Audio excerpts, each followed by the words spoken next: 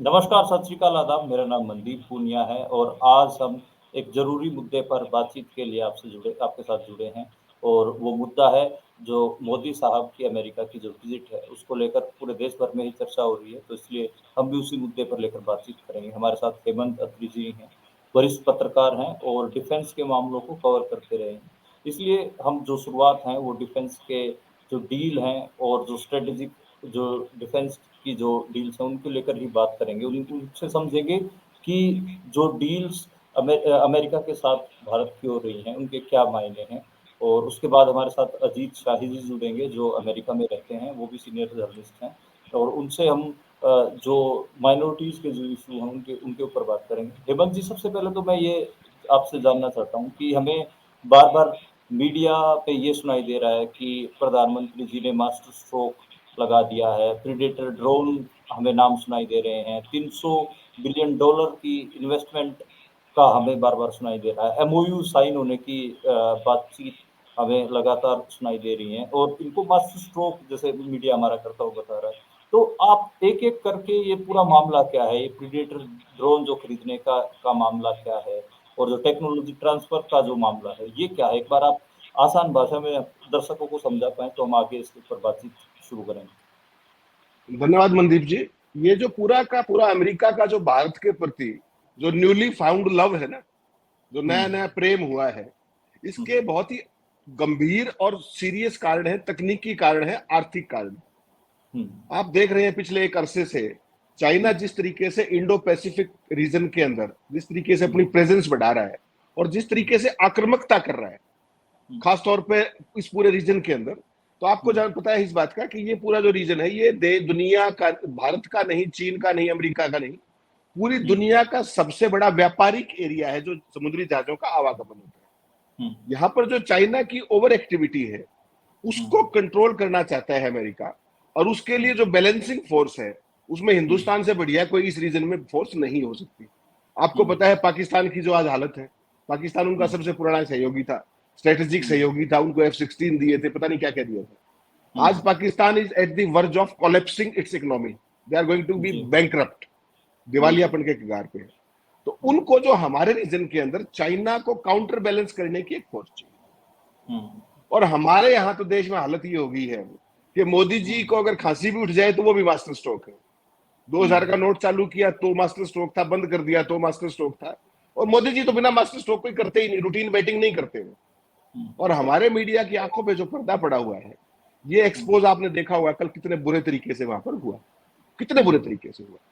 Joe Biden का जो opening remarks थे सवाल लेने से पहले, उनका हुँ, पहला शब्द था कि independence of media in India, अगर आपको ध्यान हो तो। He started hmm, with this g, and then he says minorities hmm, and then he says democracy. Hmm, उसका जवाब देना भारी पड़ गया आपको। हुँ, जहां तक स्ट्रेटेजिक उसकी बात है, सामरिक दृष्टि की बात है, तो अमेरिका आपको पता है कि बिना किसी जरूरत के हुँ, 31 तोपों की सलामी तो नहीं, एक पटाखा भी नहीं छोड़ता किसी के लिए, ये आपको पता है हुँ, अच्छे से। और जी, ब्लिंकन ने 2 दिन हुँ, पहले जब मोदी जी पहुंचने वाले थे उसने कहा कि कंप्लीटली व्यावहारिक मुद्दों पर बात होगी। तो हुँ, आपके लिए वो ड्रोन हो सकते हैं, आपके लिए हुँ, GE414 इंजन हो सकते हैं, उनके लिए वो विशुद्ध व्यापार है। हुँ, मुझे लगता है आप सहमत होंगे इस बात से। जी, उनको तो किसी चीज से कोई अर्थ नहीं है, उनको अपने सामरिक हित चाहिए, हुँ, उनको अपने आर्थिक हित देखने हैं। दुनिया के हुँ, सबसे बड़े हथियारों के सौदागर हैं वो, हुँ, आपको पता है इस बात का। जी, अमेरिका के साथ हमारे, हम दुनिया के सबसे बड़े आयातक हैं जहां इनके युद्ध चीजों के, जो डिफेंस का जो हमारा इक्विपमेंट है। जी, 45% हमारा जो इंपोर्ट है वो रशिया हुँ, से है आज भी। हुँ, 2016 तक 65% होता था, हुँ, और 29% हम खरीद रहे हैं फ्रांस से, और हुँ, उसमें अमेरिका का हिस्सा केवल 11% है। हुँ, तो हम दुनिया की सबसे बड़ी मुर्गी हैं जो हथियार हुँ, खरीदते हैं, तो हुँ, अमेरिका हमें कैसे छोड़े। हुँ, तो हमने क्या किया कि हम अपना तो इन्वेस्टमेंट करते नहीं है रिसर्च में, हुँ, हाई एंड टेक्नोलॉजी में हमारा कुछ है नहीं।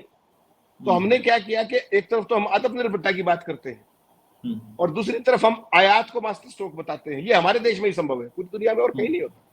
हुँ, तो प्रेडेटरी विमान के लिए जब ये जो ड्रोन है, हुँ, फौज ने कहा कि हमें 18 चाहिए, हुँ, तीनों फौजों में। हुँ, आप 31 खरीद रहे हैं।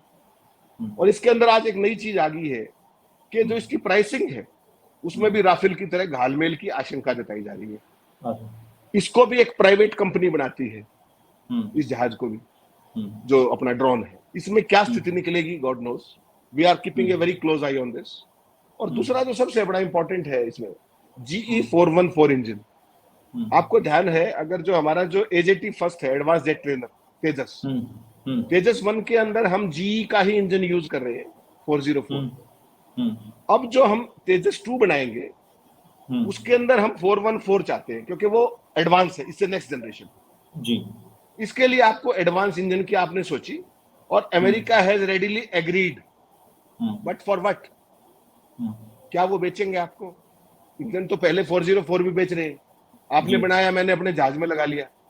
हम्म। हिंदुस्तान, आपको पता है, आत्मनिर्भर बहुत पहले हो चुका है। हम्म। जहाज का फ्रेम बना देना क्या अगर सामरिक दृष्टि से आत्मनिर्भरता है, तो आप देख लीजिए देश की जनता समझ लेगी। किसी हम्म। भी जहाज का सबसे इंपॉर्टेंट पक्ष उसका इंजन है। इंजन है। इंजन आप इंपोर्ट करते आए हैं। हम्म। अब आप कहते हैं कि साहब हम टेक्नोलॉजी ट्रांसफर करेंगे। हम्म। टेक्नोलॉजी ट्रांसफर तो MMRCA डील में भी थी, 126 हम्म। जो आपने खरीदे थे हम्म। राफेल। आपने क्या किया? 126 से घटा के 32 36 कर दिए। हम्म। राफेल डील क्या है हम्म। आपका? मेरे हिंदुस्तान के हिसाब से जो इंडिया स्पेसिफिक एनहांसमेंट्स थी, भारत को जो खास रिसर्च की ओरिएंटेड मिसाइलें चाहिए थी, सेंसर्स चाहिए थे, सूट्स चाहिए थे, तमाम चीजें हम्म। जहाज के अंदर तमाम चीजें होती, तो हम्म। उसमें टेक्नोलॉजी ट्रांसफर का प्रोविजन था। आपने हम्म। क्या किया भारत सरकार ने, मोदी सरकार ने, कि बिना किसी से पूछे जो 126 MMRC की डील थी, वो आपने 36 कर दी, और वो भी फ्लाई हुए कंडीशन में। तो आपने 100 रुपए का स्कूटर खरीदा और उस पर 250 रुपए की एक्सेसरी लगवा दी। हम्म। अगर वो हिंदुस्तान में बनते टेक्नोलॉजी ट्रांसफर से, तो वो कॉस्ट जो थी इंडिया स्पेसिफिक एनहांसमेंट्स की, वो 126 जहाजों पे मिलती। अब आपकी वो 36 पे बनी, और आपको कोई भी टेक्नोलॉजी ट्रांसफर नहीं हुई। तो जो ये जो डील है GE 414 की, आपने MOU जरूर साइन कर दिया है, इसके कंट्यूर से भी बाहर आने बाकी है, मनदीप जी, पहली बात ये। और और एमओयू दूसरा सबसे जो महत्व, जी प्लीज। एमओयूज तो पहले भी हेमंत जी साइन हुए हैं इंडिया में, वो आप जैसे आपने कहा कि सिरे नहीं चढ़े हैं। और टेक्नोलॉजी ट्रांसफर का मामला है तो नेटो कंट्रीज को भी अमेरिका इन सब जहाजों की टेक्नोलॉजी, जो इंजन की टेक्नोलॉजी, वो ट्रांसफर नहीं कर रहा है, तो भारत को कैसे एकदम तैयार हो गया, ये मेरे मेरे भी थोड़ा सा, इसलिए मैं इसकी पेचीदगियों को जानना चाह रहा हूँ। और कई कंट्रीज को भी जो ये ड्रोन्स हैं, कई कंट्रीज ने रिजेक्ट किए हैं, पहले ब्रिटेन ने अलग प्राइस पे खरीदे हैं, ऑस्ट्रेलिया ने इस डील को कैंसिल किया था। तो ये सारे पॉइंट भी हैं, तो इन सब पॉइंट्स पे भी आप थोड़ा एक बार बारीकी से बता दें तो। नहीं मनदीप जी, मैं पहले तो आपको बधाई दूंगा कि आप इतने गंभीर मुद्दे पे इतनी गंभीरता के साथ इसकी गहराई में जा रहे हैं। भारत की जो पत्रकारिता है वो आत्मनिर्भर हो चुकी है, उसको मेरे और आपके सवाल जवाब की जरूरत नहीं होती। लेकिन आम आदमी के लिए जो आप काम कर रहे हैं, उसके लिए आपको साधुवाद है। और जो ये पूरी परिस्थिति है, इसलिए मैंने आपके सामने राफेल का जिक्र किया। राफेल की बात आप समझे कि 126 जहाजों के लिए जो टेक्नोलॉजी डेवलप होनी थी, और भारत में वो जहाज बनने थे। आत्मनिर्भरता क्या होती है कि मैं कोई चीज आपसे सीख के और मैं बनाऊं, और फिर वो भारत में बनने लगे, और वो फिर N नंबर्स तक बनती जाए, वो आत्मनिर्भरता है। या कि मैं आपसे टेक्नोलॉजी खरीदूं और उसके बाद मैं साल में 2 जहाज बनाऊं या 4 जहाज बनाऊं। देखिए, ये हाई एंड टेक्नोलॉजीज है।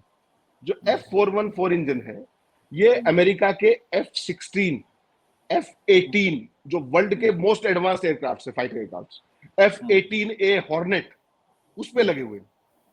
क्या आपको लगता है अमेरिका वो इंजन हमें दे देगा या टेक्नोलॉजी ट्रांसफर कर देगा?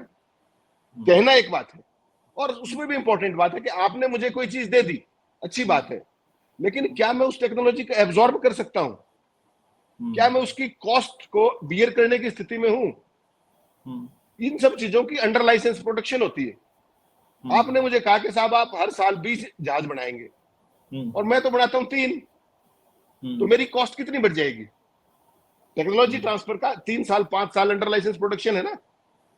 तो मुझे आयात सस्ता पड़ेगा या भारत के अंदर उसको असेंबल सस्ता पड़ेगा? ये भारत के अंदर अंडर लाइसेंस प्रोडक्शन सस्ता पड़ेगा।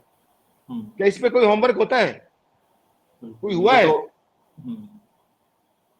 इंपॉर्टेंट ये पॉइंट सारे आपने सवाल, बताया। ये जब तक आप टेक्नोलॉजी को एब्जॉर्ब नहीं करेंगे, देखिए आप हर साल अब हमारे यहाँ क्या है कि 277 सुखोई हमने अमेरिका, रशिया के साथ अंडर लाइसेंस प्रोडक्शन हमारा HAL कर रहा है।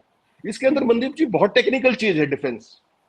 आपने मुझे कोई चीज दी, आपने कहा कि साहब आप अपने यहाँ बना लीजिए, कोई दिक्कत नहीं है, मैं टेक्नोलॉजी दे रहा हूँ, सारी चीज दे रहा हूँ, राफेल की बात कर रहा हूँ। और आपने कहा कि साहब आप जो बनाएंगे उस जहाज की गारंटी और वारंटी मैं नहीं दूंगा।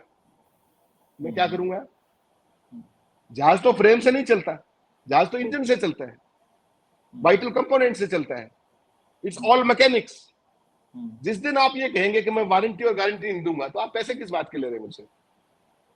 वही हुआ, 277 जहाज अंडर लाइसेंस प्रोडक्शन होने थे।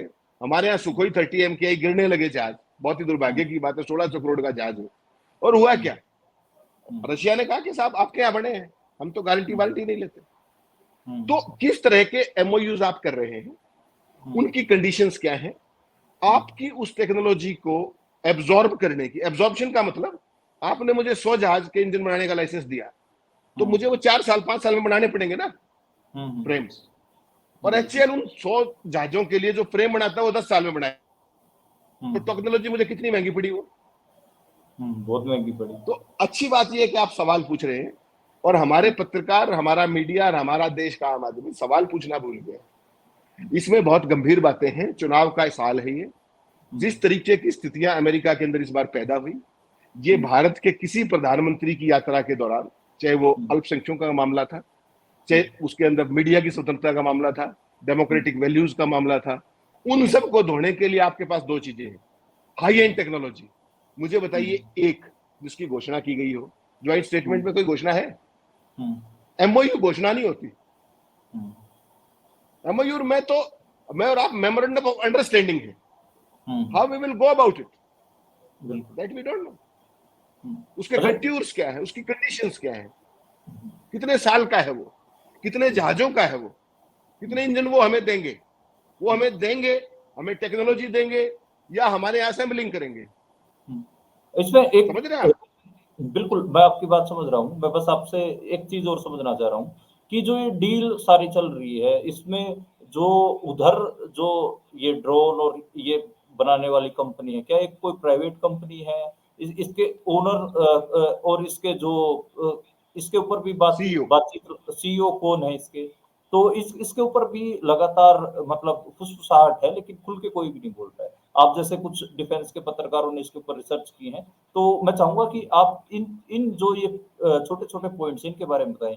और क्या आपको नहीं लग रहा कि जो ये इसका कनेक्शन कहीं ना कहीं अंबानी के साथ भी जुड़ रहा है जाके? ये आप 3-4 पॉइंट। निश्चित निश्चित निश्चित तौर पे मनदीप जी, अंबानी का CEO जो था वही आज उस कंपनी का CEO जो प्रेडेटर बना रही है। पहली बात तो ये बिल्कुल स्पष्ट है। फौज कहती है मुझे 18 चाहिए, तीनों फोर्सेस, आप 31 खरीद रहे हैं। उसी डील को कोई और देश आधे पैसे में ले रहा है या 3/4 पैसे में ले रहा है, आप उसको इस दाम पे क्यों ले रहे हो? और प्रेडेटर की तो जो टेक्निक है उसको देने का सवाल ही पैदा नहीं होता। ये सो हाइड एंड टेक्नोलॉजी वो कभी नहीं देंगे आपको, आज नहीं, आपको 10 साल बाद भी नहीं देंगे। Let's be very clear about it.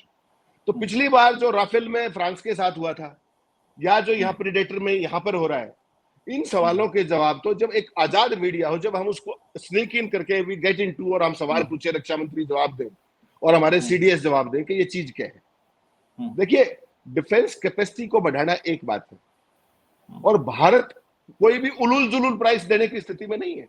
We are a developing country.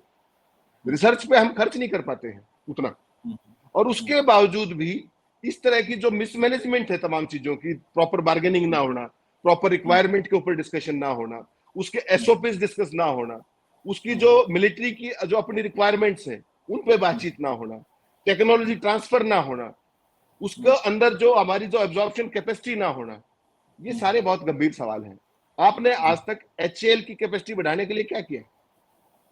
बता दीजिए। 9 साल में आत्मनिर्भरता की बात करते हैं, HAL की कितनी कैपेसिटी बढ़ा दी आपने? सवाल तो आएगा ना। बिल्कुल आएगा। जब आप हाई एंड टेक्नोलॉजी लाने की बात करते हैं तो एब्जॉर्प्शन कैपेसिटी चाहिए ना। तो क्या आपने किया? वो उस दिशा में आप क्या कर रहे हैं? HAL के लोग धरने पे बैठे रहे, किसी ने जिक्र किया उसका? याद होगा आपको 2 साल पहले। बिल्कुल बैठे रहे। झूठी वाहवाही से नहीं। इसमें तो पुनिया साहब एक सीधी सी बात है, ये संवेदनशील मुद्दे हैं, ये ओपन बुक है। और जिस तरीके से अमेरिका ये कहता है कि भारत ने हमें उतनी एयरबस का ऑर्डर किया, बोइंग का इतना ऑर्डर किया, हमारे यहाँ इतने रोजगार आए। प्राइम मिनिस्टर बात करते हैं, प्रेसिडेंट बात करते हैं वहां से फोन करके, थैंक्स करते हैं। क्यों करते हैं वो? अमेरिका एक अर्थ प्रधान देश है, वो हथियारों के सबसे बड़े सौदागर हैं, वो इंडो पैसिफिक को बैलेंस करना चाहते हैं। आपके उतने संसाधन नहीं है, किन टर्म्स एंड कंडीशंस पे आपने किया है, वो सारी चीजें पब्लिक डोमेन में होनी चाहिए। जी, जी हेमंत जी। हमारे साथ अजीत शाही जी जुड़े हैं, अमेरिका में रहते हैं, पत्रकारी, भारत में भी एक लंबा समय इन्होंने पत्रकारिता की है। इलाहाबाद में बेसिकली दिल से इलाहाबादी हैं। तो मैं अजीत शाही जी को थोड़ा-सा एक बार ब्रीफ कर देता हूँ कि 15 मिनट हमारी क्या बातचीत हुई है। तो हेमंत जी ने मतलब बेसिकली यही एक्सप्लेन किया कि 20 साल पहले पाकिस्तान में भी एंट्री हुई थी इस यूएस की, और वो दोस्ती हुई थी, और अब उस पाकिस्तान देश का हाल क्या है, और उसी का हाल मतलब पाकिस्तान की जो अर्थव्यवस्था बुरी कगार पे पहुंच गई है, तो उसी के ध्रुव बना के इन्होंने बताने की कोशिश की है कि ये डिफेंस डील है बेसिकली, और जो ये डिनर है जो मोदी साहब का बाइडेन के साथ था, ये इसकी क्या कॉस्ट पड़ेगी, और डिफेंस के मामले में टेक्नोलॉजी ट्रांसफर का मामला हो या फिर प्रीडेटर ड्रोन का मामला हो, इन सब मामलों पर हेमंत जी ने थोड़ी विस्तार से बातचीत की है। मैं अजीत अजीत जी, आप क्योंकि अमेरिका में रह रहे हैं, हमने देखा कि एक तरफ तो ऐसे एनआरआईज़ की तस्वीरें आ रही थी जो नाच गा रहे थे ढोल की थाप पर, और मतलब मुझे अजीब अजीब यह भी लगा कि जो एनआरआई नाच गा रहे थे, वो बिल्कुल सारे एक जैसे डांस स्टेप कर रहे थे। पता नहीं वो सारे उन्होंने कितनी प्रैक्टिस की होगी उन डांस स्टेप्स के लिए। दूसरी तरफ मुझे एक वैन दिखी जिसके ऊपर उमर खालिद से लेकर पॉलिटिकल प्रिजनर्स और पत्रकारों का, या जो रेसलिंग रेसलर्स हैं, वुमेन रेसलर्स, उनका पोस्टर था, और कुछ प्रोटेस्ट की तस्वीरें भी दिखी। तो एक एनआरआई के तौर पे आप जो मोदी की विजिट है इसको कैसे देखते हैं, और एक बार उसके ऊपर आप बात शुरू करिए, उसके बाद फिर हम सवाल को फ्रेम करेंगे। जी मनदीप, बहुत बहुत शुक्रिया मुझे अपने कार्यक्रम में आपने शामिल किया। हेमंत अत्री जी नमस्ते, बहुत बहुत शुक्रिया आपके विचारों के लिए। अत्री जी ने जो बात कही उसके रिस्पॉन्स में मैं आपको बोलता हूँ कि हमारे इलाहाबाद में कहते हैं कि जहाँ जहाँ पड़े संतन के पैर वहाँ वहाँ हुआ बंटाधार। अमेरिका के बारे में हम यही कह सकते हैं कि जहाँ जहाँ अमेरिका के पैर पड़े हैं वहाँ वहाँ बंटाधार हुआ है। जितनी भी समस्याएं हैं आज की तारीख में पूरी दुनिया में जहाँ भी फैली हुई हैं, आप अगर पैलेस्टाइन का इशू देखेंगे वो सिर्फ और सिर्फ अमेरिका और इंग्लैंड के बनाया हुआ इशू है। वो अगर इन लोगों ने ये इशू ना खड़ा किया होता तो आज वो इलाका जल नहीं रहा होता। सैकड़ों साल से वहाँ पर यहूदी और मुसलमान मिलकर रहते थे, पूरे मिडिल ईस्ट में मिलकर रहते थे।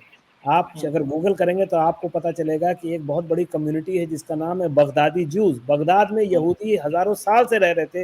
ये इन्होंने आके बताया कि तुम एक दूसरे के दुश्मन हो और एक दूसरे से लड़ो और एक दूसरे से मरो, क्योंकि इनको असला बेचना होता है। अत्री साहब की बात एकदम सही है कि इनको अमेरिका को असला बेचना है, भारत को कंगाल करने के लिए। मोदी जी का ये हाल है।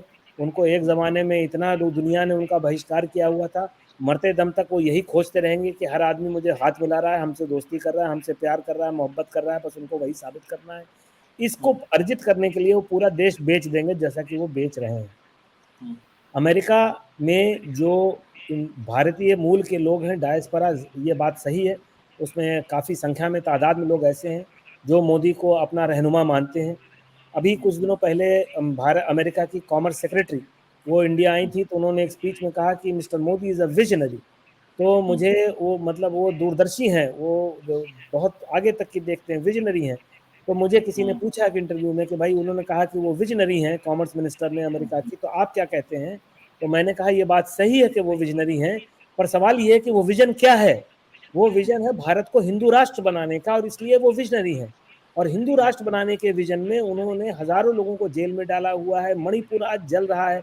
यहाँ पर मेरी बात हो रही थी अमेरिका में, यहाँ पे नेशनल सिक्योरिटी काउंसिल में परसों, अभी से करीब 36 घंटे पहले यहाँ की एक सांसद हैं इल्हान उमर, उन्होंने एक कार्यक्रम में मुझे बुलाया था। उन्होंने बॉयकॉट किया मोदी के भाषण का, अभिभाषण का, और उसको एक पैनल किया उन्होंने। पैनल में मैं भी था, उनके साथ बैठा था मैं, आप गूगल करेंगे तो पाएंगे।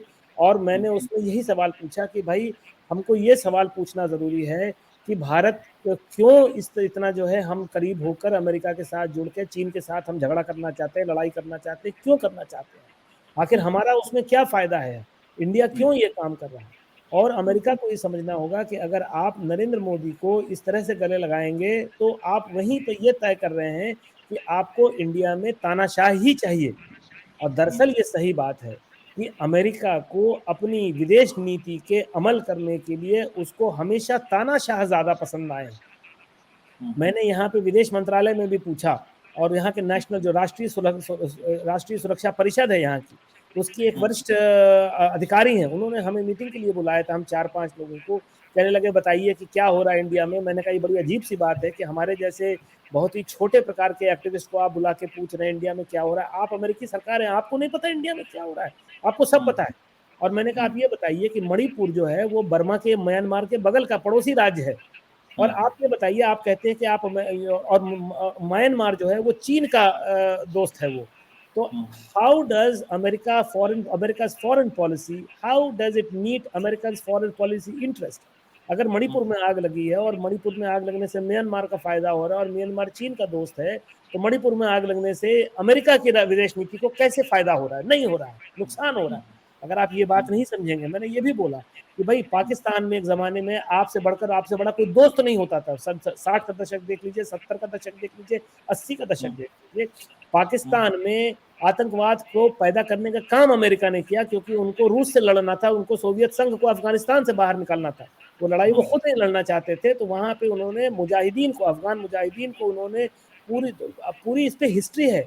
अमेरिका के एक मेंबर ऑफ कांग्रेस थे, उनका नाम था चार्ली विल्सन, मर गए वो। उन्होंने किताब लिखी चार्ली विल्सन्स वॉर, उस पर एक फिल्म बनी है चार्ली विल्सन्स वॉर। उसमें जिया उल हक का रोल जो है वो अदा किया है ओमपुरी ने, जिनका देहांत हो चुका है। आप वो फिल्म देखिए, उसमें साफ साफ ये दिखा रहे हैं किस तरह से अमेरिका ने करोड़ों डॉलर खर्च करके अफगान मुजाहिदीन को खड़ा किया। वहां पे बॉर्डर में, पाकिस्तान अफगानिस्तान के बॉर्डर में जो अफगान शरणार्थी थे, वहाँ पे उन्होंने उनकी मस्जिदों में उनके जो है उन्होंने पैसा पहुंचाया, उन लोगों को खड़ा किया। तालिबान को खड़ा करने वाले तो अमेरिका है। तो क्या यही वो चाहते हैं इंडिया में हो? पूरा लैटिन अमेरिका में जितने एक एक देश में तानाशाह खड़ा किया अमेरिका ने, क्या वो यही चाहते हैं कि लैटिन अमेरिका के लोग गाली दें? आज अमेरिका का कोई राजदूत जो है लाहौर की सड़क पर नहीं चल सकता। तो आप क्या चाहते हैं? अमेरिका वालों से मैं यही सवाल पूछता हूँ यहाँ पर अपने, जब मिलता हूँ मैं, कि आप क्या चाहते हैं कि इंडिया में लोग आपको, अमेरिका को पसंद करते हैं? क्या आप चाहते हैं कि आज से 20 साल बाद लोग आपको, सड़क चलता आदमी इंडिया में आपको गाली देना शुरू करे? क्यों? क्योंकि नरेंद्र मोदी किसी के सगे नहीं है, हिंदुत्व किसी का सगा नहीं है। हिंदुत्व तो सबसे ज्यादा, मुसलमान से ज्यादा हिंदुत्व तो हिंदू विरोधी आइडियोलॉजी है। जब तक ये नहीं समझेंगे लोग ये अमेरिका के, तब तक कुछ नहीं होगा। तो अजीत अजीत बस मैं आपकी बात का आखिरी बात कंप्लीट कर दूं, ये जो लोग हैं जो मोदी के नाम पर नाच रहे हैं, इंडिया डायस्पोरा, ये वही लोग हैं जो हिंदू राष्ट्र बनाना चाहते हैं, अमेरिका में रहते हैं, यहाँ के सारे ये फायदे उठाना चाहते हैं, यहाँ के सारे हक उठाना चाहते हैं, लेकिन इंडिया में ये हिंदू राष्ट्र बनाना चाहते हैं। इसलिए ये मोदी के आने पे नाच रहे हैं। जी, अजीत जी। अजीत जी की जो बातचीत है, हेमंत जी आपने भी सुना, तो ऐसा लग रहा है कि जो इम्पीरियलिस्टिक कॉन्ट्राडिक्शन शार्प हो रही हैं, उनको उन्होंने थोड़ा-सा बताने की कोशिश की, और जो अमेरिका की एशिया में जो नज़र रहती है, उसको भी थोड़ा-सा एक्सपोज़ करने की कोशिश की है अजीत ने। मतलब कई, मैं इंटरनेशनल रिलेशन के जानकार लोगों से भी बातचीत कर रहा था, वो भी बता रहे थे, आपने भी जो हिंद प्रशांत महासागर है, उसकी जो स्ट्रैटेजिक जो चीज़ें उनको हाइलाइट किया है। चाइना को वो डिक्टेटर बता के और इंडिया को डेमोक्रेट बता के, ये सब भी चल ही रहा है।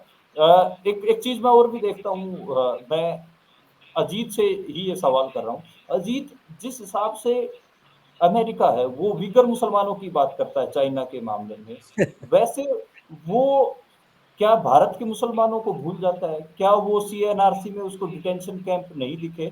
ये एक एक एक सवाल है, या फिर ये बात हो सकती है कि उसके इम्पीरियलिस्टिक इंटरेस्ट अमेरिका के, मतलब यहाँ पे हमें अमेरिका को भी थोड़ा-सा एक्सपोज़ कर देना चाहिए। ठीक है कि मोदी साहब तो एक्सपोज़्ड हैं ही, और अहमद जी से भी हम एक सवाल लेंगे तो उसमें मुझे लगता है कि थोड़ा और एक्सपोज़ हो जाएँगे। अ, लेकिन अमेरिका को भी वो एक्सपोज़ करना बनता है कि वो वीगर मुसलमानों पे तो पोज़ीशन ले रहा है, लेकिन इंडिया की एथनिक माइनॉरिटीज़ के ऊपर पोज़ीशन नहीं ले रहा है। ये क्या पूरा मामला है? बहुत अच्छी बात की आपने, बहुत अच्छी बात की। हम इतिहास पे जाते हैं। 1972 में हुँ, अमेरिका के राष्ट्रपति रिचर्ड निक्सन जो है चाइना गए, और हुँ, चाइना में जाकर उन्होंने हाई लेवल पर मीटिंग की। हुँ, उसके बाद 1980 से अमेरिका ने चीन को सपोर्ट करना शुरू किया, और चीन में चीन को अपनी फैक्ट्री बनाना शुरू किया, क्योंकि अमेरिका में और यूरोप में गोरे लोगों के देशों में इतनी अधिक सैलरी बढ़ गई थी कि ये जो अंतर्राष्ट्रीय बहुराष्ट्रीय कंपनियां थी ये यहाँ पर मैन्युफैक्चरिंग नहीं करना चाहती थी। तो इन्होंने तय किया कि इनको एक गरीब देश में जाकर मैन्युफैक्चरिंग करनी है, जहां आबादी अच्छी हो, जहां सरकार तानाशाह हो, जहां पर पॉलिसी जो है एक पॉलिसी पर कायम रहे, जहां डेमोक्रेटिक प्रोसेस ना हो। और उन्होंने चीन को चुना क्योंकि वहां आबादी भी थी, वहां तानाशाही भी थी।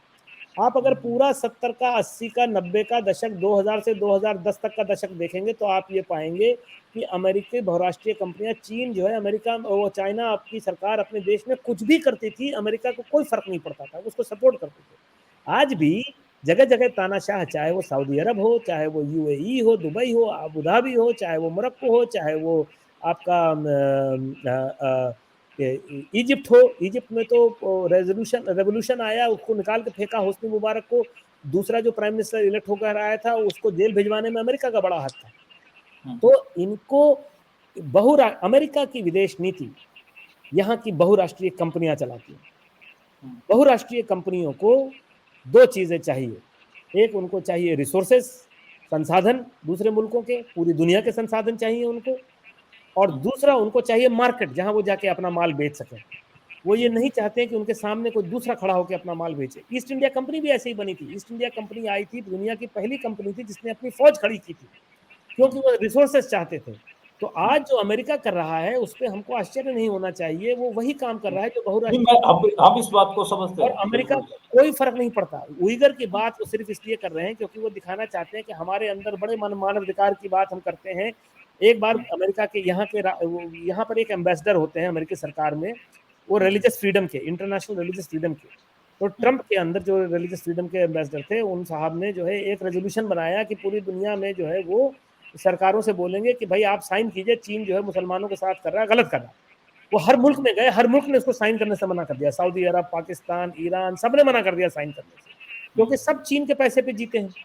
तो वो हम लोगों की मीटिंग बुलाई, कुछ हम संगठनों की, मैं मुसलमान संगठनों के साथ भी मिलकर काम करता हूँ अमेरिका में, और वो हम लोगों से बड़ा गुस्सा होकर बोलने लगे कि भाई आप लोग कैसे लोग हैं, आपके जितने मुल्क हैं वो साइन ही नहीं करते हैं। तो हमने कहा इसका एक मतलब, आप ये क्यों कह रहे हैं कि हमारे कितने मुल्क हैं, हम मुसलमान हैं, तो अगर हमारे लोग मुसलमान हैं तो आप कह रहे हैं कि सारे मुल्क हमारे हैं।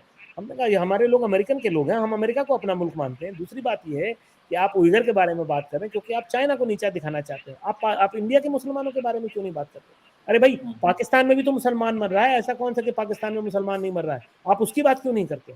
तो ये एक अपने आप में ये छद्म राजनीति है, ये छद्म नीति है, ये कोई लोक नीति नहीं है, ये कोई लोकतंत्र नहीं है। अमेरिका की विदेश नीति लोकतंत्र पर आधारित नहीं है। अमेरिका की विदेश नीति बहुराष्ट्रीय पूंजीवादी बहुराष्ट्रीय कंपनियों के मुनाफे पर आधारित है, और ये हमको समझना होगा। मुसलमान उसके लिए, इंडिया का मुसलमान, उसमें कोलैटरल डैमेज है आज की तारीख में। जी, जी। अब सिर्फ 2 सवाल लूँगा, बातचीत को काफ़ी समय हो गया है। हेमंत जी, सवाल सीधा मैं आपसे पूछता हूँ। जैसे रफ़ाल में जो आप जैसे डिफेंस के पत्रकार थे, उन्होंने बड़े खुलासे किए और देश को जो रफ़ाल डील की जो सच्चाई थी, वो बाहर आप लोग लेकर आए। तो मुझे पता है कि डिफेंस के पत्रकार बहुत शार्प होते हैं, आप जैसे पत्रकार तो काफ़ी शार्प हैं। आप लोगों को नहीं लग रहा कि क्योंकि इसमें जो सीईओ आपने बताया कि वो एक्स सीईओ है अंबानीज़ का, आपको इसमें एक नए घोटाले की बदबू नहीं आ रही? क्या आपको नहीं लग रहा नहीं, कि एक निश्चित। नए देखिए, एक चीज तो मनदीप जी समझनी पड़ेगी, जहां भी ट्रांसपेरेंसी की दिक्कत होगी वहां इस तरह के सवाल उठेंगे, और इससे पहले के धुआं उठे आप जवाब दे दीजिए। इस सरकार को जवाब देना तो आता नहीं, इस सरकार तो सवाल दबाना आता है, और जो मेरे आप जैसे सवाल पूछ ले उसको देशद्रोही करना आता है। जो अजीत जी ने एक बात कही, उसमें एक चीज और जोड़ दूं, इन्होंने बड़ी अच्छी बात कही, उसमें एक चीज ये भूल गए कि जो अमेरिकन पूंजीवादी सिस्टम है उसमें सबसे इंपॉर्टेंट एक और क्लॉज है कि सस्ती लेबर भी चाहिए, बड़ी मार्केट चाहिए, सस्ता उनको कच्चा माल चाहिए, और उसके साथ साथ सस्ती लेबर भी चाहिए। ये उनका बेसिक मूल सिद्धांत है। अनलेस एंड अनटिल सस्ती लेबर ना हो तो अपने यही बना लेंगे, कहां दिक्कत है? उनके पास रिसोर्सेज की दिक्कत नहीं है, सस्ती लेबर की दिक्कत, क्योंकि पॉपुलेशन कम है। Same is the case in Europe also. यहां मनदीप जी समझने की बात है कि अमेरिका किसी का सगा नहीं है, वो उसकी नजर आपकी किसी नीति पे नहीं होती, उसकी नीति, उसका जो सारा नजरिया है वो आपकी जेब पर होता है। अगर आप उनके आर्थिक हितों को साध सकते हैं तो वो आपके मित्र हैं, अगर आप नहीं साध सकते तो आप यू आर नोबडी। और जो अमेरिका का जो फाइनेंसिंग पैटर्न है, जो हमारे यहां भी लेके आए हैं, अगर आपको ध्यान हो, इलेक्शन बॉन्ड्स, जिसके लिए सुप्रीम कोर्ट के पास भी सुनवाई के लिए समय नहीं है आज तक। अमेरिका में क्या होता है, जो अमेरिका के सबसे बड़े जो पूंजीपति हैं, जिनके पास पैसे का पता ही नहीं है, ट्रिलियंस की बात करो, बिलियंस की नहीं, वो इन पार्टियों की फाइनेंसिंग करते हैं और वही पॉलिसियां तय करते हैं कि किस देश के साथ क्या पॉलिसी होगी, किस वेपन के साथ क्या पॉलिसी होगी, कौन सी टेक्नोलॉजी होगी, कौन सी ट्रांसफर होगी, कौन सी नहीं होगी, कितनी होगी, इंपोर्ट होगा, एक्सपोर्ट होगा, टेक्नोलॉजी ट्रांसफर होगा, एब्जॉर्प्शन होगा, क्या होगा, वो सारे वो पूंजीपति लोग करते हैं। अमेरिका के अंदर लाखों लोग, जो ताजा जानकारी है पिछले साल भर में, वो गन शूटिंग में मारे जा रहे हैं। क्या वो गन की जो उस पे लाइसेंसिंग पे बैन नहीं कर सकते? वो they will never do it, क्योंकि गन की जो लॉबी है वो सबसे बड़ी फाइनेंसर है किसी भी राष्ट्रपति की, किसी भी पार्टी की। तो उनका जो पूरा सिस्टम है वो पूंजीवाद पे आधारित है मनदीप जी। उनसे किसी आप न्याय की उम्मीद मत करिए। और हमारे देश के अंदर जो माननीय मोदी जी कर रहे हैं वो उनसे सीख रहे हैं। जैसे वहां पर दो ही वर्ग हैं, एक लेबर वर्ग है और एक ट्रिलियनियर और बिलियनियर वर्ग है। वही मोदी जी करना चाह रहे हैं, या तो यहाँ श्रमिक होगा या वो अरबपति और करोड़पति होगा। हिंदुस्तान के अंदर जो पिछले 9 साल में अरबपतियों की संख्या बढ़ी है, वो विश्व में न भूतो न भविष्यते है।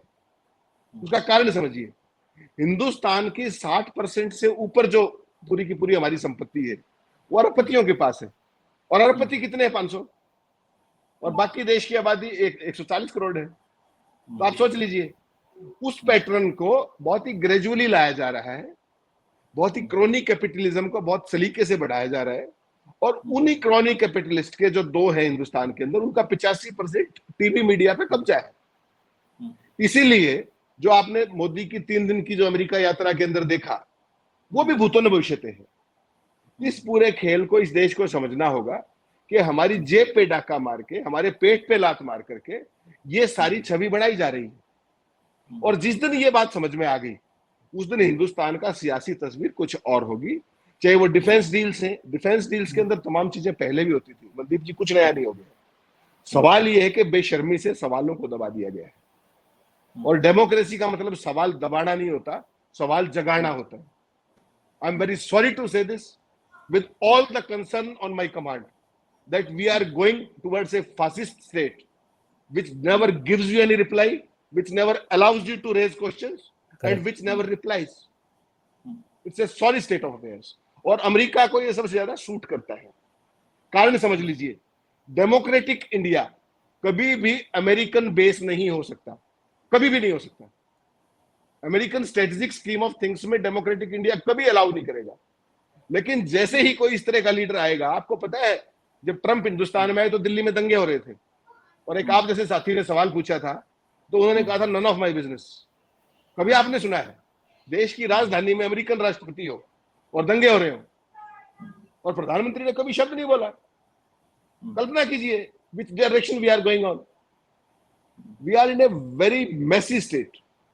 डिफेंस डील्स की बात छोड़ दीजिए, जहां जवाबदेही खत्म हो जाए वहां लोकतंत्र खत्म हो जाता है, जहां सवाल खत्म हो जाए वहां सब कुछ खत्म हो जाता है। और उस दिशा में हम बढ़ चुके हैं। अजीत जी ने उसको नाम दिया हिंदुत्व का। ये उससे भी कहीं आगे की चीज है जो यहां हो रहा है। यहां पर देश की जनता को जागना होगा और आप जैसे पत्रकार साथियों की बड़ी भूमिका है। Thank you. अच्छा जी, शुक्रिया हेमंत। अजीत जी, आपने हेमंत जी की पूरी बातचीत सुनी होगी, और वो उन्होंने जिस हिसाब से बातचीत अपनी रखी है, उन्होंने ट्रंप के ऊपर भी सवालिया निशान, जो कि मैं आपसे थोड़ी देर पहले ही बात कर रहा था कि अमेरिका एथनिक माइनॉरिटीज पे कितने एक्सटेंड लेता है, ये हमें देखना ही पड़ेगा। लेकिन बराक ओबामा का इंटरव्यू आया और उन्होंने एथनिक माइनॉरिटीज की बात की इंडिया में, और एक पत्रकार ने भी, अब कई लोग बोल रहे हैं कि जो सवाल लिए गए वो सारे, चाहे वो क्लाइमेट वाला हो या फिर जो एक पत्रकार ने सवाल पूछा मोदी जी से माइनॉरिटीज वाला, तो या फिर ये सारा मिलके आपको क्या लग रहा है कि बराक ओबामा के इंटरव्यू का क्या असर रहा, और उस जो पत्रकार ने जो सवाल पूछा उसका क्या जवाब सही से दे पाए मोदी जी, या फिर उसके जवाब को आप कैसे देखते हैं? देखिए, अमेरिका जो है, दुनिया में कोई मुल्क नहीं है जो मानवाधिकार के बारे में बड़ी-बड़ी बातें करता है। ये सिर्फ़ अमेरिका और 2-3 और मुल्क हैं, जर्मनी, फ्रांस, जर्मनी भी इतना नहीं बोलता, ये फ्रांस और ये यूके वगैरह करते हैं। बाकी कोई नहीं बोलता है, चीन कभी नहीं बोलता, दुनिया में कोई मुल्क नहीं है इस बारे में हवाबाज़ी करता हो। इसमें क्या है कि इनके जो क्या कहते हैं कि जो कहनी है, जो कथनी है और जो करनी है अमेरिका की, उसमें हमेशा भेद होता है, हमेशा भेद होता है। और एक अंग्रेजी में एक कॉन्सेप्ट है जिसको कहते हैं good cop bad cop. 2 police वाले आके उसको डांटेंगे, गुड कॉप जो होगा वो कहेगा देख भाई तू अपनी बात को गुनाह कबूल कर ले, हम सब जानते हैं, हम सब ठीक कर देंगे। बैड कॉप कहता है मैं तुम्हें लटका दूंगा उल्टा और तुमको मैं रात भर मारूंगा तुमको मैं। तो ये बराक ओबामा जो कर रहे हैं गुड कॉप बैड कॉप है। हमारे जैसे लोगों को खुश करना चाहते हैं कि हम बोले हाँ हाँ हाँ जी बिल्कुल बड़ी अच्छी बात है, देखो बराक ओबामा ने ये बोल दिया। भाई तुम जब तुम थे प्राइम मिनिस्टर तो तुमने क्या किया? सब तुम तो 2 बार चल कर गए इंडिया, क्यों गए 2 बार तुम इंडिया? भाई आपको इंडिया से डील करना है, आप मत जाइए वहां पर, आप उनके साथ यारी दोस्ती कीजिए, किसने रोका है? मैं फिर आपको घूमकर इस बात पे लाता हूँ। अगर आप जाके देखें 2 संगठन है, एक है US India joint business council, USIBC, US India business council. आप उसकी वेबसाइट पर जाकर देखें। उसका प्रेसिडेंट कौन है आज की तारीख में? उसका प्रेसिडेंट जो आदमी है उसका नाम है अतुल कश्यप। अतुल कश्यप कौन है? भारतीय मूल का अमेरिकी नागरिक है। ये जो है ये डिप्टी एम्बेसडर था, जिसको चार्ज दी अफेयर्स बोलते हैं इंडिया में, यूएस एम्बेसी में, जो अपने आप चलकर गया नागपुर और जाके मोहन भागवत से मिलकर आया था 2021 के सितंबर के महीने में। ये आज की तारीख में वो आदमी यूएस इंडिया बिजनेस काउंसिल का प्रेसिडेंट है, वो हेड है उसका। ठीक है साहब। और दूसरी आप संगठन उठा के देखिए, उसका नाम है US India strategic partnership forum, USISPF, US India strategic partnership forum. उसमें आप जब वेबसाइट पे जाएंगे तो सारे गोरे भरे हुए हैं उसके अंदर। एक तीसरा संगठन है, उसका नाम है इंडियास्पोरा, डायस्पोरा बोलते हैं तो इंडियास्पोरा, INDIASPORA। आप इन लोगों की वेबसाइट पर जाकर देखें। अभी मोदी जी जिस दिन चले हैं उसके एक दिन पहले अनाउंसमेंट हुआ है सुबह सुबह, और वो अनाउंसमेंट भी किसने किया? वो अखबारों ने अनाउंसमेंट किया, टीवी ने अनाउंसमेंट किया कि $3 बिलियन के ड्रोन खरीदे जाएंगे। और उसके अनाउंसमेंट के 3 घंटे बाद cabinet committee on defence affairs जो है उसका स्टेटमेंट आ गया जी, उन्होंने अप्रूवल भी कर दिया। जो हेमंत जी कह रहे थे कि कोई डिस्कशन ही नहीं है आज की तारीख में, पूरी तरह हमको तो ऐसा लगता है जैसे कि हम सद्दाम हुसैन के राज में जी रहे हैं। हम लोग कोई सवाल ही नहीं पूछ सकते। सद्दाम हुसैन के बारे में एक कहानी है कि एक बार उसने अपने किसी मिनिस्टर को गोली मार दी, तो दूसरे मिनिस्टर ने बोला कि भाई साहब आपने इसको गोली मार दी, ये तो आपका समर्थक था। तो बोला हाँ मुझे पता था ये समर्थक है मेरा, लेकिन पिछले कुछ दिनों से मुझे शक हो रहा था। उसने शक के बिना पर गोली मार दी उसको। ये सच्ची कहानी है ये। तो आप ये समझिए कि हिंदुस्तान में आज क्या हो रहा है कि जितना डेमोक्रेटिक सिस्टम था सब पूरी तरह कोलैप्स कर गया। जब जाके सुप्रीम कोर्ट में जाके बोलते हैं मणिपुर जल रहा है, तो सुप्रीम कोर्ट कहता है हम इसकी सुनवाई नहीं करेंगे। अभी 3 दिन पहले की बात है, सुप्रीम कोर्ट कहता है हम इसकी सुनवाई नहीं करेंगे। तो सुप्रीम कोर्ट खत्म हो चुका है, हम इंडिया में जुडिशरी खत्म हो चुकी है, लेजिस्लेचर खत्म हो चुका है, सिविल सोसाइटी खत्म हो चुकी है, मीडिया खत्म हो चुका, कुछ बचा ही नहीं है। आपको भी उठा के उन्होंने जेल में डाल दिया था जब आप रिपोर्टिंग कर रहे थे। तो यहाँ पर आज हम इस दौर में जी रहे हैं जहां लोकतंत्र इंडिया से गायब हो चुका है। सिर्फ और सिर्फ चुनाव है, और वो चुनाव भी फेक है, क्योंकि उस चुनाव को पूरी तरह कंट्रोल जो ब्यूरोक्रेसी करती है वो मोदी के हाथ में है। हमने चंडोसी में ये क्या बोलते हैं, मुगल सराय में हमने देखा कि एक किन्नर चुनाव जीत गया था महापालिका के चेयर का, उसका गलत डिक्लेयर किया उन्होंने। किन्नरों ने आके मारा पीटा, अभी पिछले महीने की बात है ये। किन्नरों ने आकर मारा पीटा, तो दोबारा रिकाउंट करके किन्नर को दोबारा चेयरमैन इलेक्ट करके उन्होंने बताया उन्होंने। तो पूरी इलेक्शन मशीनरी इनके हाथ में, और अमेरिका को ये सूट करता है। आज की तारीख में अमेरिका में बराक ओबामा कुछ भी कह लें, क्या बराक ओबामा ने बाइडेन को हिदायत दी? कोई वो कह रहे हैं मैं नरेंद्र मोदी को हिदायत देना चाहता हूँ, वो बाइडेन को क्यों नहीं हिदायत देते? वो खड़े होकर सामने आके क्यों नहीं बोलते? डेमोक्रेटिक पार्टी के एक सीनियर नेता हैं, पूर्व राष्ट्रपति हैं, वो सामने आकर क्यों नहीं बोलते? ये सिर्फ गुड कॉप बैड कॉप हो रहा है, जिससे कि अमेरिका की छवि बनी रहे। इनके टॉकिंग पॉइंट्स क्या है अमेरिकी सरकार के? ये कहते हैं हाँ भाई सही बात है, हम लोग मिलने जाते हैं ना इनसे, हम तो लगातार मिलते हैं सरकार में, सांसदों से मिलते हैं। वो हमें कहते हैं हाँ हाँ नहीं सही बात है, हमें मालूम है इंडिया में सब हो रहा है, देखो इंडिया हमारा पार्टनर है, दोस्त है, देखो हम भी परफेक्ट नहीं है, हमारी डेमोक्रेसी इम्परफेक्ट है, हमारा लोकतंत्र भी पूरी तरह वो नहीं है, इंडिया का भी है। हम ये सवाल उनसे करते हैं, लेकिन एक देखिए इंडिया बड़ा पार्टनर है, हमें चीन हमारा दुश्मन, अरे चीन तुम्हारा दुश्मन है, इंडिया का दुश्मन थोड़े। इंडिया का दुश्मन तुम जबरदस्ती बना रहे हो। और जो बात हेमंत भाई ने कही वो एकदम सही बात है। वो बात ये है कि अमेरिका ये चाहता है कि इंडिया में उसका मिलिट्री बेस बन जाए। आपको मैं बताता हूँ, मैं कतर गया हूँ, दोहा में सबसे बड़ा, दुनिया में पूरी दुनिया में अमेरिका के 800 मिलिट्री बेस हैं, उसमें सबसे बड़ा मिलिट्री बेस कतर में है, दोहा में है। और वो मिलिट्री बेस में आप जाइए, वहाँ दोहा के लोग, कतर के अपने खुद के लोग नहीं घुस पाते, वहाँ पे ऑयल फील्ड में नहीं घुस पाते, घुसने को मिलता, पूरा अमेरिकियों का कंट्रोल है। अभी राहुल गांधी आए हुए थे यहाँ पर, राहुल गांधी एक उसमें गए, एक थिंक टैंक में उनसे सवाल जवाब हो रहे थे, तो मैं ये नहीं बताऊंगा उनका क्या जवाब था, क्योंकि वो उसको बोलते हैं चैथम हाउस रूल्स। लेकिन चैथम हाउस रूल्स में आप ये बता सकते हैं कि पूछा क्या गया, नाम नहीं दे सकते आप किसने पूछा। एक सवाल किसी ने पूछा, बड़ा डायरेक्ट सवाल पूछा कि अगर ताइवान पर चीन हमला करता है तो क्या अंडमान में भारत अमेरिका को, अगर आपकी सरकार होगी तो क्या आपकी सरकार अमेरिका को अंडमान में अपना बेस बनाने देगी? ये तो डायरेक्ट सवाल किया गोरे आदमी ने वहां पर बैठकर थिंक टैंक में। तो इनको क्या हमारे यहाँ गुर्बत है इससे इन्हें कोई मतलब नहीं है, हमारी गरीबी, हमारी प्रोडक्टिविटी। ये कह रहे हैं जनरल इलेक्ट्रिक के साथ मिलकर ये फैक्ट्री लगाने जा रहे हैं कि हवाई जहाज के ये वो बनाएंगे, क्या कहते हैं, इंजन बनाएंगे, जनरल इलेक्ट्रिक और हिंदुस्तान एरोनॉटिक्स लिमिटेड, जिसकी अभी बात कर रहे थे हेमंत भाई के एचएएल वाले तो उस पर बैठे हैं। तो किसको नौकरी मिलेगी वहां पे इंजन बनाने के लिए? किसको नौकरी मिलेगी? क्या हमारे इलाहाबाद में जो गरीब आदमी बैठा हुआ ओबीसी एसटी वो इतना पढ़ा लिखा है क्या कि उसको नौकरी मिल जाएगी इंजन बनाने के लिए जनरल इलेक्ट्रिक के? कौन सी चीज का ये काम दे देंगे? कौन सा धंधा बढ़ा देंगे इनको? अगर अमेरिका को हिस्ट्री में किसी ने अगर बैंड बजाया अमेरिका का तो वो चीन ने बजाया। ये चीन को गए थे फैक्ट्री बनाने के लिए और इन्होंने फैक्ट्री बनाई। चीन ने क्या किया, इनका पैसा लेकर अपने यहाँ खूब पढ़ाई कराई लोगों को, एजुकेशन पे बहुत खर्च किया, हेल्थ केयर पे खर्च किया, इंफ्रास्ट्रक्चर पे खर्च किया। समझ रहे ना, करप्शन चीन में भी था। लेकिन 50 करोड़ आदमी को पिछले 30 साल में चीन ने गुर्बत से, गरीबी रेखा के नीचे से बाहर निकाला और अमेरिका को घुसने नहीं दिया। रूपर्ट मर्डॉक जो ऑस्ट्रेलिया का है, जो आज फॉक्स न्यूज चलाता है अमेरिका में बैठकर और अमेरिका की पॉलिटिक्स को डोमिनेट करता है, जिसने यूनाइटेड किंगडम में पिछले 30 साल में लेबर पार्टी का बैंड बजाया, रूपर्ट मर्डॉक को चीन ने घुसने नहीं दिया। वो स्टार न्यूज खोलकर बैठा रहा, उसके बाद राम राम करके बेच के भागाया वहां से बाहर। चीन में आज भी फेसबुक नहीं है, आज भी ट्विटर नहीं है। चीन ने इनको कंधे पर हाथ नहीं रखने दिया।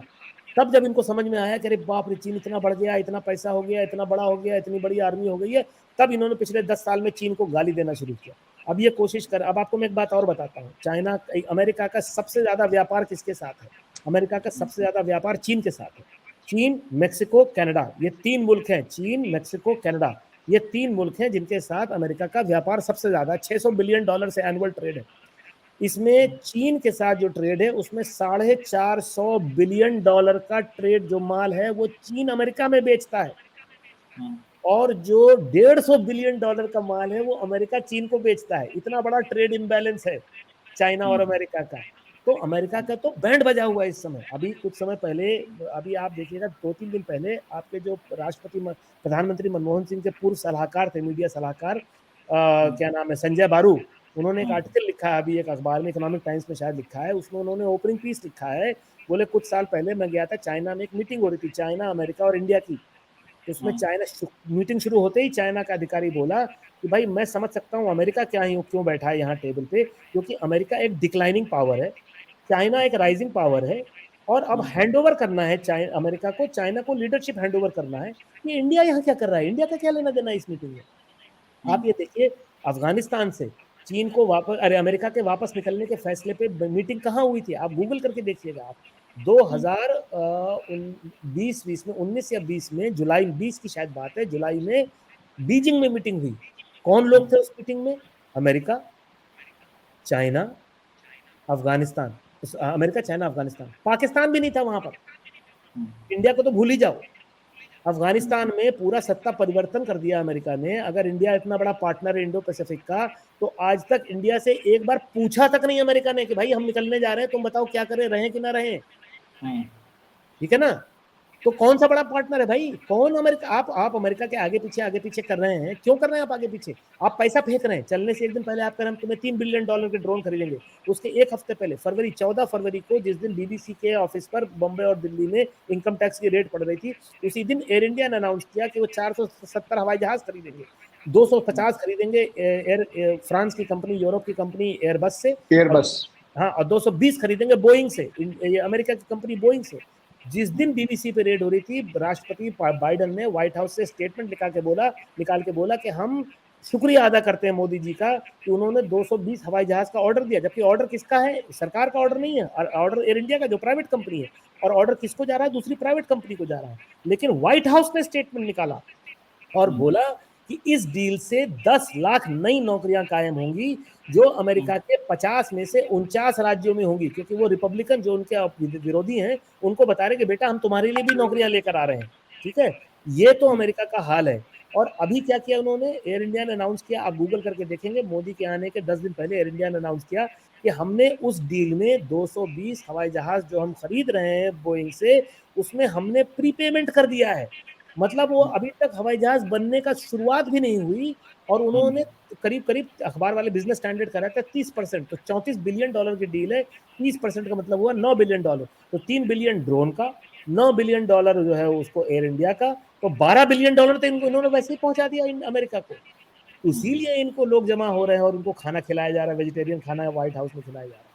तो इनको सिर्फ अपनी बड़ाई करनी है, हिंदुस्तान में लोगों को दिखाना, ओहो देखो गोरी चमड़ी के लोग मेरे आगे पीछे कर रहे हैं, अमेरिका मेरे आगे पीछे कर रहा है, और ये पूरा देश खाली कर देंगे। अगर ये जीत गए अगले साल तो आप देख लीजिएगा आने वाले वक्त में ये अमेरिका को मिलिट्री बेस बनाने देंगे इंडिया में। ऑलरेडी इनके ये अटल बिहारी वाजपेयी थे जिन्होंने अलाउ कर दिया कि इनकी रिफ्यूलिंग हो सके, वरना इनकी औकात नहीं थी अमेरिका हवाई जहाज़ों की, लड़ाकू विमानों की, कि वो गैस भी भर सके, पेट्रोल भी भर सके अपने इंडिया के अंदर जो। तो इनका वही चरित्र है जो आज से 75 साल पहले था, कि जब गांधी जी लड़ाई लड़ रहे थे भारत को आज़ाद कराने की, तो ये अंग्रेजी सरकार के साथ हाथ मिला के दमन कर रहे थे लोगों का यहाँ पर। इनका वही चरित्र है, आज भी वही चरित्र है और आज वही चरित्र दिखा रहे हैं। जी, अजीत जी, आपने बिल्कुल बड़े अच्छे तरीके से एक्सप्लेन किया इस सारे जो चीज़ें चल रही हैं, और आपने बताया कि जो ये डिनर है इसकी कॉस्ट क्या है, और मुझे उम्मीद है कि दर्शकों को जो हेमंत सर ने और अजीत सर ने जो इस डिनर की कॉस्ट बताई है उस वो थोड़ी समझ में आई होगी। आम भाषा का आपने बहुत इस्तेमाल किया और इसके लिए शुक्रिया, कि आम लोगों तक ये बात ज़रूर पहुँचनी चाहिए कि व्हाइट हाउस में भारतीयों को जो खाना खिलाया जा रहा है उसकी कीमत क्या है। मैं बार-बार कहता हूँ कि कोई भी एक अंग्रेज़ी कहावत ही है कि कोई भी लंच फ्री में नहीं आता है। तो जो कीमत है उसकी अदायगी के बारे में हमें सोचना भी होगा, और हेमंत सर जैसे और अजीत शाही जैसे जो लोग हैं, उन लोगों को लगातार सुनना ही पड़ेगा, क्योंकि हेमंत जी को आप राफ़ेल पे देखें या अभी की जो डिफेंस डील हो रही है, इस पे भी लगातार वो ये बहुत अहम पॉइंट्स उठा रहे हैं, और अजीत जी लगातार जो एथनिक माइनॉरिटीज़ के मुद्दे हैं उनको लेकर सक्रिय रहते हैं, और जो इम्पीरियलिस्टिक कॉन्ट्राडिक्शंस भी शार्प हो रही हैं, उनको भी बड़े अपने एक एक क्या कहें इसको, कि एक ख़ास नुक्ते नज़र से देखते हैं। तो इसलिए इन इन सारी चीज़ों पर हेमंत जी और अजीत जी, आपका बहुत सारा शुक्रिया। आपने हमारे दर्शकों को इतनी आसान भाषा में सारी बातें बताई। शुक्रिया। शुक्रिया।